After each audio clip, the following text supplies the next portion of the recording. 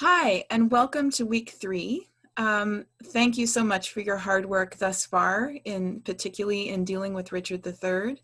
I hope you found that play enjoyable, even though Richard is evil. This week, we're going to be reading Much Ado About Nothing, which is one of Shakespeare's comedies. It's one of my favorite plays, and I find the humor in it, especially when it's performed well, to be funny enough to watch for fun. So I hope you will enjoy reading it. I hope you'll catch the humor as you're reading. This week, we'll also be talking about literary theory and gender theory. And gender theory, this literary theory is the way that scholars theorize about literature. So literary theory addresses literary texts and the way they're produced. It addresses authors and how authors produce literary texts, and also readers and how they interact with texts. So do take a look at the materials on literary theory. The particular theory that seems to work well with Much Ado About Nothing is gender theory. And that has to do with the way our society shapes us to be men and women in a patriarchal culture.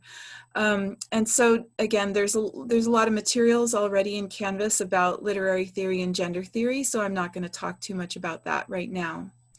What I would like to talk about is Much Ado About Nothing and also Paper 1. And I think I'll start with Paper 1, and then we'll take a look at a little bit of Much Ado About Nothing just to get you launched. And then you can take a look at Much Ado yourself and hopefully enjoy it. Okay, so I'm just going to share my screen to show you week 3. So week 3 has 3 modules. It has a module about literary theory and gender theory. It has a module about literary writing, and there's a lecture video there as well, so you can take a look at that, and also Paper 1. And then a quiz on literary writing. Again, just a little quickie to just double check yourself and see what you know. And then the rest of the week is reading Much Ado About Nothing, exploring Much Ado About Nothing. We'll have a quote bank again like we did in week 1 for Richard III. So you'll be able to have some discussion with peers and with me about what you get and don't get about the play. So that's the plan for the week. What I'd like to do is take a look quickly at Paper 1. And so here in the assignment area, you'll find the assignment itself and also a sample.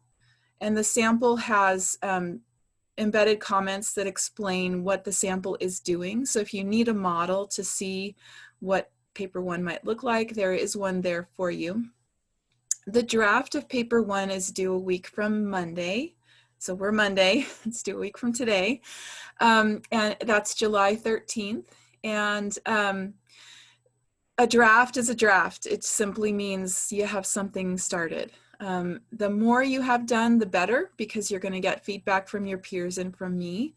But stick with the deadline if you can, and just write, and whatever you have done by the deadline, that's what you turn in for the draft. It doesn't have to be good, it doesn't have to be pretty, it just has to exist. So that's the plan. And then you'll get feedback and revise and turn it in, and after it's scored, you can keep working on it if you need to. So there's plenty of opportunity for revision and for making sure you get the score you want on the paper. Okay, so let's take a look at the Paper 1 assignment. If I can find it, there we go. Okay, so you can write Paper 1 either on Richard III or Much Ado About Nothing. I recommend a paper of about 4 double-spaced pages in length, because that gives you time to include close reading. So as the literary writing lecture indicates, literary analysis is argumentative. It requires evidence, and your evidence is quoted material. So you need to have enough room in the paper to have a couple body paragraphs at least that quote a passage and spend a lot of time getting into the nitty-gritty of the wording of the passage to make the point you want to make. This also means that you should probably focus pretty narrowly. So for example, you could go back and pick out the character, the Bishop of Ely and his strawberries, and write a whole paper on that, right? So like, why the strawberries and why in that moment? what do strawberries represent? It could be fun, right, to talk about a little wrinkle like that. You might also enjoy With Much Ado About Nothing, maybe exploring a particular moment of dialogue. Maybe there's some really interesting commoner characters in this play. They're really funny. And so maybe we want to focus on the on Dogberry, the character of Dogberry, and the guard, his watch, and how he trains them up to be good watchmen. That would be interesting too. Like, why have that in this play, and how does it connect with the overall interpretation?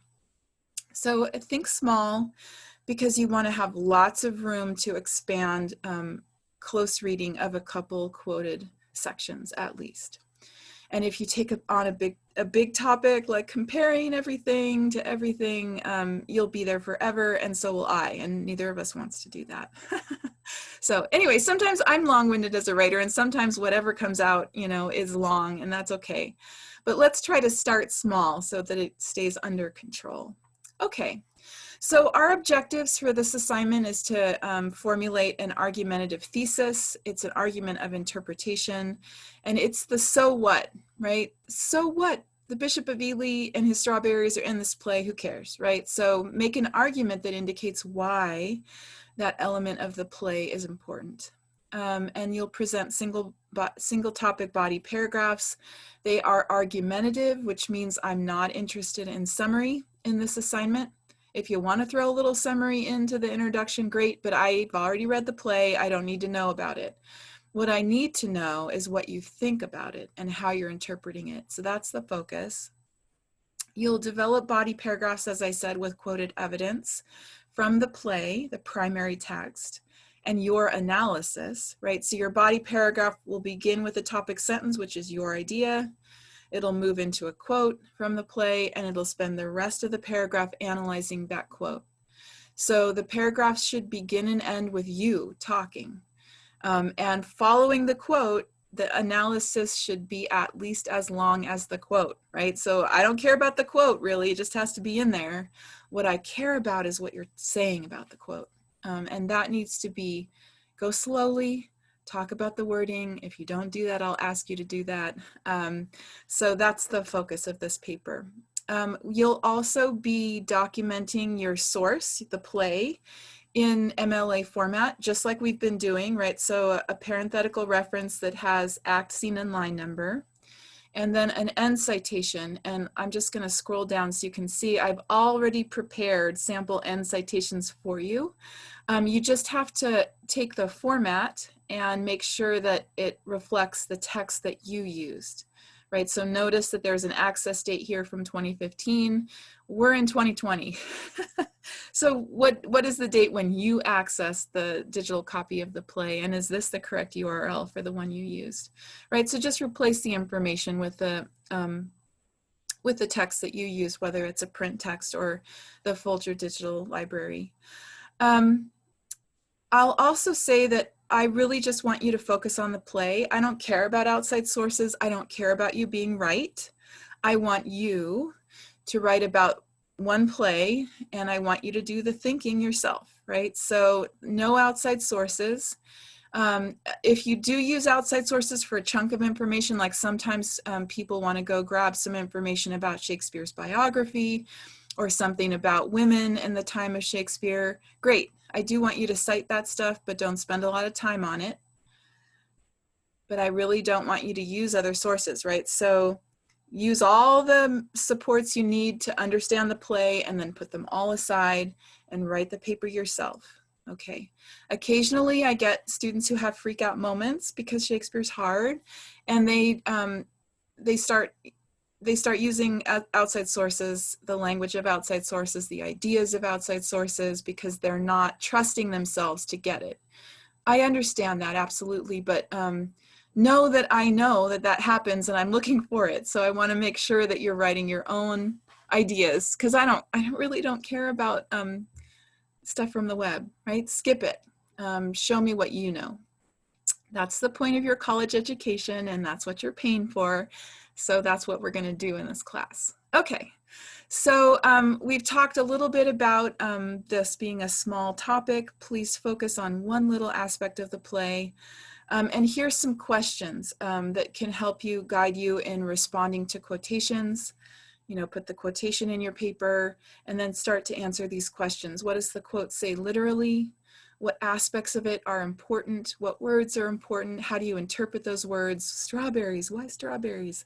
And then discuss the poetic elements as well if you're comfortable, right? If there's a couplet maybe, or some rhyme or a caesura, there's a comma or a period in the middle of the line, why does that matter? So those things might be worth, that's where you're going to get the length, is that kind of analysis. Okay, so we'll be reviewing literary writing in our paper 1 assignment this week. Draft will happen, I think that's wrong. We'll be doing our week 4, we'll be submitting a draft. So ignore that, I'll get that fixed in the, and updated in the paper assignment. Week 4, Monday, draft. We'll do peer feedback next week, and we'll get a revision done during week 5. And the point of that is so that we have this easier paper completed. Our second paper is harder, and so we want to have this done well early so we have lots of time to relax between papers and then focus on paper 2. Okay, so this assignment is worth 20% of your grade, 200 points, and it'll earn a 0 if it hasn't been revised based on feedback, and it'll earn a 0 if it has plagiarized information in it. So just know I'm trying to keep you honest, so that's coming. Here's how things are scored, right? We're looking for a clear argument, looking for single topic paragraphs, paragraph transitions, all that good writing 121 experience that you have under your belt already. Development, you want to have specific quoted primary evidence and analysis.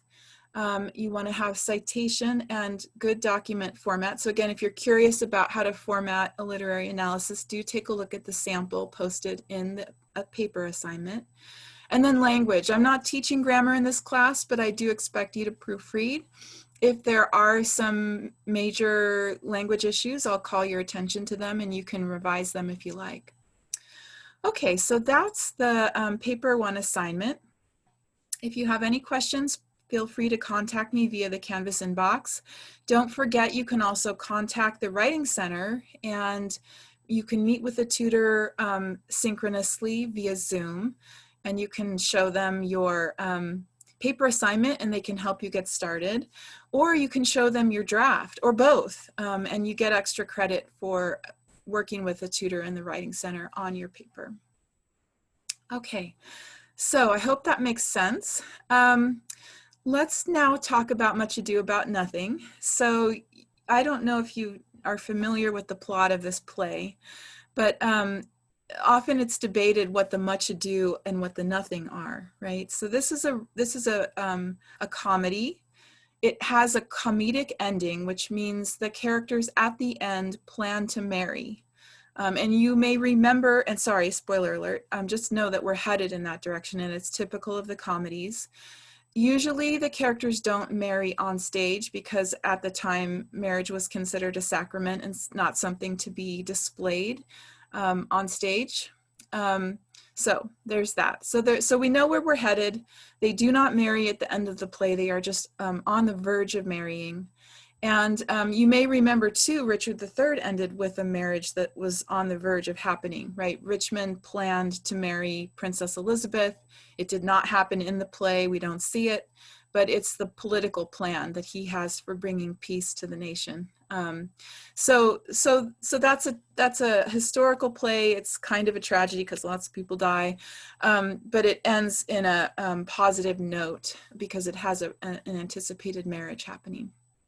Okay, so we know we're going to have some characters that fall in love with each other.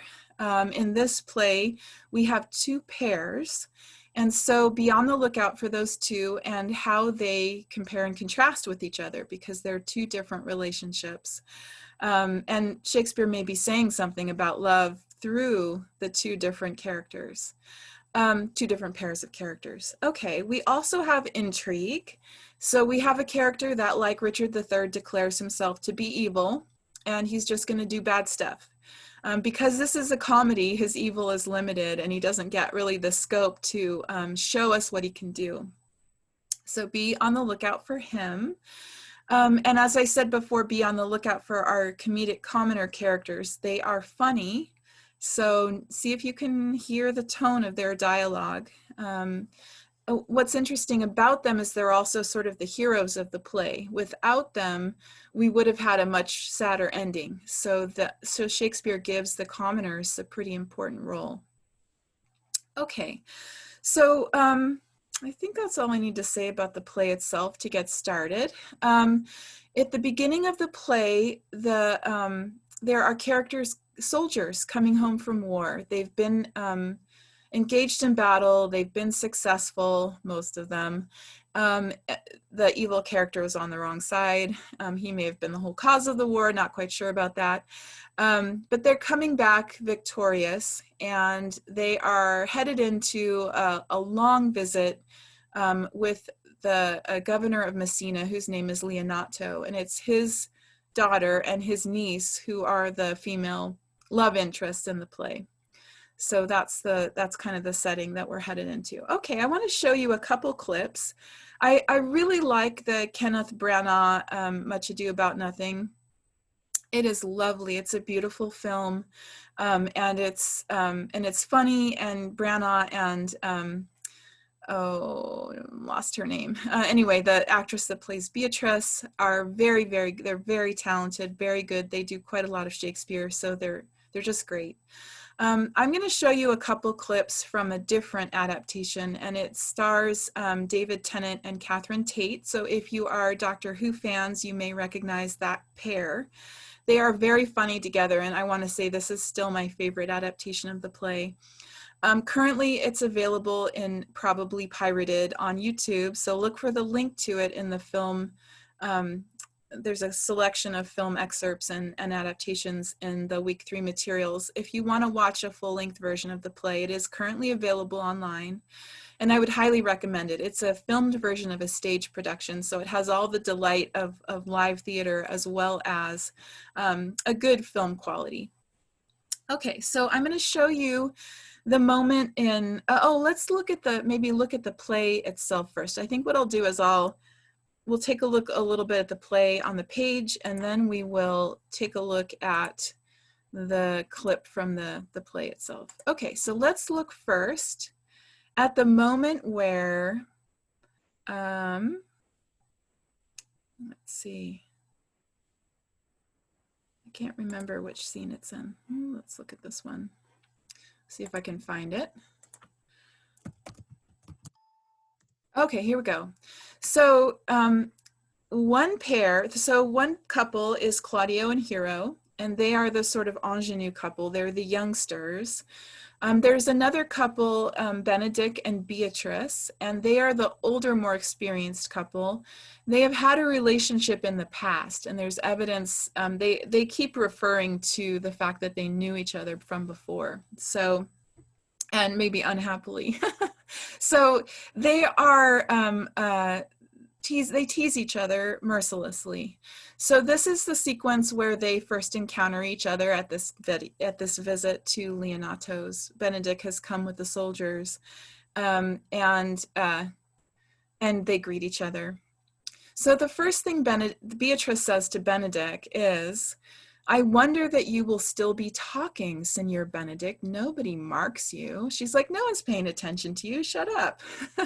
And he's like, "Oh, what, my dear Lady Disdain, are you yet living?" As if he was like, "Oh, I'm surprised you're still alive. You know, maybe you shouldn't be."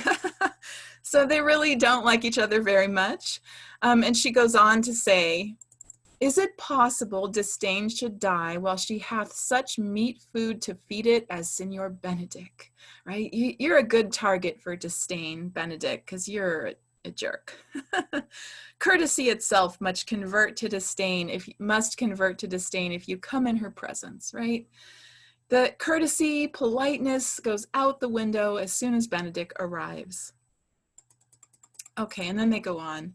And he says, Benedict, of course, says, then courtesy is a turncoat, right? Courtesy has betrayed us. It is certain that I am loved of all ladies, only you excepted, right? And I could find in my heart that I had not a hard heart, for truly I love none. All these women love me, everyone loves me except you, and I love none of them.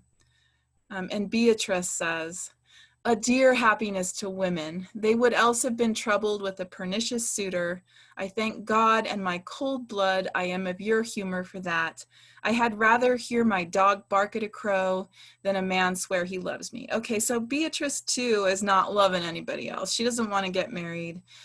So this is how the two characters start off. They dislike each other, apparently, at least in their dialogue, and they have no plans to get married to anybody. All right, so let's take a look at this sequence from the David Tennant version. And I probably need to get back to the beginning. Oh, there it is. Oh, hold on a second. Let me optimize the sound. Okay, here we go.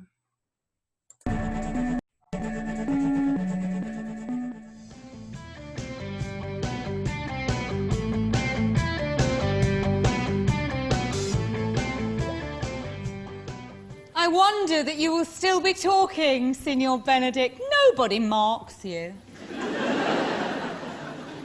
What?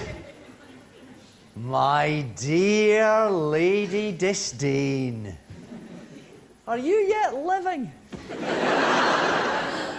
Is it possible Disdain should die when she has such meat food to feed it as Signor Benedict? Courtesy itself must convert to disdain if you come in her presence. Then is courtesy a turncoat? But it is certain I am loved of all ladies, only you excepted. And I would I could find in my heart that I had not a hard heart, for truly I love none. A dear happiness to women! Okay. So that's that clip. Let's go back. We're going to take a look at one more. And so the characters in the play decide that Beatrice and Benedict should be together, that they should be a couple. And so they plot to trick them into love. I'm not sure they're aware of this past history that the characters have with each other. They just watch them teasing each other and they think, oh, wouldn't it be funny? We have nothing better to do. Let's just get these people together. Okay, so I'm just going to skip forward and so that we can have a look. This is Act 2, Scene 3, at a clip from the Fooling of Benedict. Okay, so I'm just going to read a little bit of the beginning of this sequence. So this is Benedict, the characters have had this big party, and in the David Tennant version, you can see it's set in the 70s. So it's kind of got this groovy music. There's kind of like a masquerade ball that happens, and in the David Tennant version, they get, plastered. And so this is the day after the party. And so Benedict sends a boy off to get a book, and then he has some dialogue where he's reflecting on his interactions with Beatrice at the party. Okay, so he says, I do much wonder, oh, and maybe I need to change, again, the optimization so you can see. Okay, that's better. I do much wonder that one man, seeing how much another man is a fool when he dedicates his behaviors to love, will, after he hath laughed at such shallow follies in others, become the argument of his own scorn by falling in love, and such a man is Claudio, right? So Benedict is angry because Claudio's fallen in love, and Benedict doesn't want to be in love, so this fellow soldier, this friend, has sort of betrayed the code of manliness by letting a woman in his life. Okay, I have known when there was no music with him but the drum and the fife, right? The stuff that pleases soldiers. And now had he rather hear the tabor and the pipe. I have known when he would have walked 10 mile afoot to see a good armor, and now he will lie 10 nights awake carving the fashion of a new doublet. So you can kind of see the masculinity issues that Benedict is fooling around with here, right? He's off doing pretty womanly stuff when he used to do manly stuff. Those stereotypes of masculinity are coming into play in the way that Benedict is talking to himself. Okay, he was wont to speak plain and to the purpose, like an honest man and a soldier. And now he has turned orthography. His words are a very fantastical banquet, just so many strange dishes. May I be so converted and see with these eyes? I cannot tell, I think not. I will not be sworn, but love may transform me to an oyster, right? It could happen, but I'll take my oath on it, till he have made an oyster of me, he shall never make me such a fool, right? So he's personifying love using he. Love isn't going to transform me. I don't think it's going to happen, right? One woman is fair, yet I am well, right? She doesn't bother me. Another is wise, yet I am well. Another virtuous, yet I am well. But till all graces be in one woman shall not come in my grace, right? All these women are beautiful and fine, but I'm not gonna love anybody until she's got all of these characteristics. Rich she shall be, that's certain. Wise, or I'll none. Virtuous, or I'll never cheapen her. Fair, or I'll never look on her. Mild, or come not near me. Noble, or not I for an angel, right? So she's got to have all these characteristics or I'm not going to fall for her. And of course, he's making a perfect woman that's impossible. So he's kind of suggesting again that he doesn't want to fall in love. Of good discourse, an excellent musician, and her hair shall be of what color it please God, right? So I don't care. If she's perfect, I'll take her. Ha! The prince and Monsieur love Claudio. They're coming. So he's going to hide himself because he doesn't want to talk to these guys that are so interested in love at the moment. Okay. And so the prince is Don Pedro, and he's the highest ranking character in the play, and he's trying to help Claudio. He has helped Claudio win Hero, the woman he falls in love with. And so now they're all kind of lovey-dovey talking about this romance, and Benedict is like, not going to be there. I'm leaving. Okay, so let's take a look at the sequence, and you can I think this one will show us, again, let me optimize. I think this one will show us, whoops, come on, screen share. I think this one will show us also the tricking of Benedict that comes after that. Okay, so let's go. Or maybe it's just, now I can't remember which one it is. I think it's this one. Oh, I want to show you all of it though. No, maybe I won't. I don't know. Okay, let's look at this one. Here's the lines that I just read.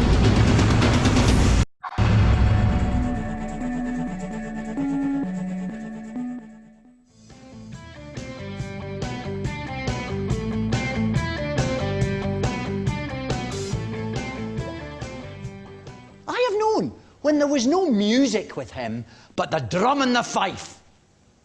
And now, would he rather hear the tabor and the pipe? I have known when he would have walked 10 mile afoot to see a good armour. And now will he lie 10 nights awake, carving the fashion of a new doublet? He was wont to speak plain and to the purpose, like an honest man and a soldier. And now is he turned orthography. His words are a very fantastical banquet. Just so many strange dishes. May I be so converted and see with these eyes? I cannot tell. I think not. I will not be sworn, but love me, transform me to an oyster. But I'll take my oath on it. Till he have made an oyster of me, he shall never make me such a fool.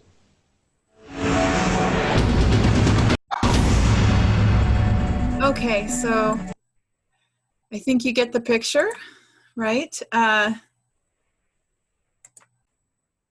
The play sort of by the end of Act 2 sets up Benedict. Benedict is like, I'm never going to fall in love. Okay, well, guess what? Never say never. So we'll see what happens with those two characters. I hope you enjoy the play. If you have a chance, as I said, to watch that adaptation, I would highly recommend it. I think you'll find it very funny, and it'll illuminate the areas of the play that are really hysterical. They do some really nice staging of the tricking moments for both characters, where you know, the Benedict character is observing. He thinks the other characters are talking about him, so he's listening in, and of course they're completely lying to trick him into falling in love. And the same thing happens for Beatrice, right? The women characters do the same thing. And I think the depiction in this play is hysterical. So I do recommend having a look at that. I hope you'll enjoy it. And once I have scored the rest of the week 1, week 2 materials, I may do another lecture if it seems needed. But otherwise, have a great week 3, and I will see you on the discussion board. Oh, and our Zoom meeting tonight, Monday night at 7 p.m. We'll gather and maybe have a conversation about the beginning of the play. So I look forward to that as well. See you later.